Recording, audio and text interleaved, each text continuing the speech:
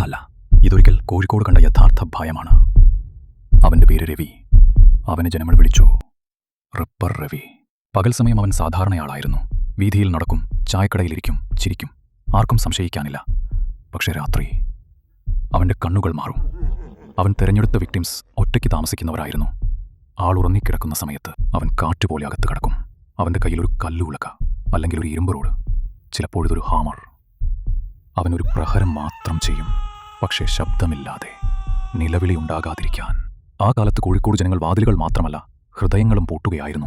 പക്ഷേ ഒരു രാത്രി ഒരു ചെറിയ കാൽ ശബ്ദം അയൽക്കാരൻ കേട്ടു. പോലീസെത്തി. രവി ഒളിക്കാൻ ശ്രമിക്കുന്ന നിമിഷം അവൻ പിടിക്കപ്പെട്ടു. അവൻ ജയിലിൽ പോയി. പക്ഷേ ഭയം പോയില്ല. ഇന്നും രാത്രി ജനൽ കാറ്റിൽ ചലിക്കുമ്പോൾ ആളുകളൊന്ന് പിറകോട്ട് തിരിഞ്ഞു നോക്കും. കാരണം നിശബ്ദമായി വരുന്നവരാണ് ഏറ്റവും ഭീകരർ.